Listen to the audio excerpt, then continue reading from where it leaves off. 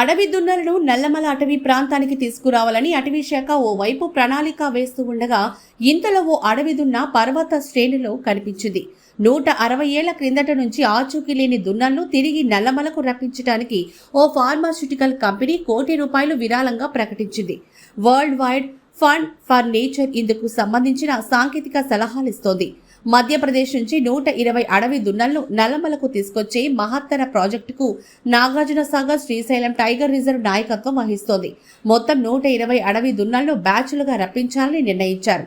వీటికి నల్లమల వాతావరణం అలవాటు కావడానికి ప్రత్యేక ఎంక్లోజర్లు ఏర్పాటు చేయనున్నారు.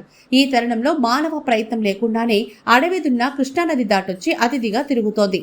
ఇండియన్ గౌర్ జాతికి చెందిన అడవి దున్న సుమారు 800 నుంచి 1500 కిలోలుంటుంది. అలాంటి అడవి దున్నల సమూహం నల్లమలలో తిరిగితే ఆహార కొరతతో ఇబ్బంది పడుతున్న పెద్ద పులులకు సమస్య తీరినట్లేనని అటవీ అధికారులు భావిస్తున్నారు.